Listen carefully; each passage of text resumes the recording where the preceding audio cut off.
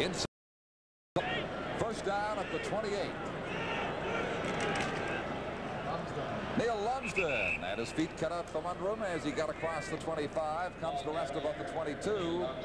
Good for 7 to 8. John Beaton and Randy Rhino finally pinned him down there. 7:37 left in the game. Again, Don, that's the same area that Franklin had problems with, right where second base is replaced for the ball games. And maybe it's a little slippery down there in that one particular area where they put those patches in, where usually the bases are for the baseball. The Alouettes getting very close to their first loss in 8 regular season CFL games. McGraw's 9 for 9, but that's not the kind of stat you're proud of. Well, Lumsden has been the big ball carrier for them today. They've gone to the fullback offense, and he's done I think, a real good job for them. Letterman heads right, even left. Here's the draw to the fullback. Lumsden at the 10, getting down to the Montreal 8-yard line. The ball came loose. It goes to the Alouettes. Well, that's the way you get burned. I just say he's doing a good job, and he fumbles the ball on me. The Alouettes saved themselves insurance points. Toronto was pointing toward. Carl Cornell came in to recover the ball. There he is, number 72. And the fans here in Montreal see him on the scoreboard. Well, Illy going back with a good call here. We see Harris going back looking for the pass, and he goes to draw with Lumsden. Lumsden comes back to the inside here. He starts outside, comes back in here, and he just loses the ball as he goes into the pilot. And Letterman having a rest on his helmet at the Argonaut bench.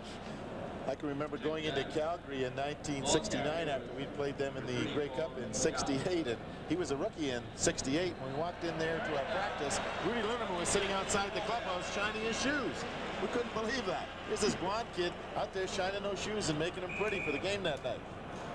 Well, maybe he had a little business going on the side. Maybe that was part of his contract. Neil, I think, along with a couple other kids from Ottawa University, we have Harrison in Hamilton, and we have the other football players playing out of Ottawa University with Murphy in Ottawa. So we've got 3 of them from Ottawa University playing fullback, doing a certain job. Certain good job. We'll be back in a moment with the score, Toronto 20 and the L 6. Let's check in with Tom McKee, just back from West Germany. Jawohl. This is Bastaya. They're taping up his right ankle. Actually, when he was on the field with the injury, they were looking at his left ankle. I talked to the trainer. He said, I don't know which one it is. I guess when you're hurt sometimes, you're hurt all over. Sonny Wade, though, trying to mount something, fires out to Larry Smith. And Larry Smith will have a first down out to about the 23-yard line with 1:13 left. Well, Toronto's certainly ready to give up those short passes. They've got Montreal deep in their own end, and they'll let them run the clock out this way if they want to. They're not trying to get out of bounds to stop the clock. They're just working it downfield and now going into a hurry-up offense because the clock will continue to run. Now there's Calvin Kirk. He's caught the only offensive touchdown scored by the Argos tonight. Leo Cahill's got to be satisfied about the way first his defense contained Marv Levy's Alouettes, and then how the offense produced the points when they needed them.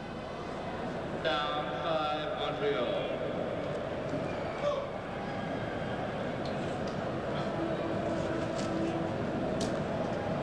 This is an impressive looking victory for Toronto, Russ, when you consider they're coming off that disaster in British Columbia, losing to the Lions 30-0.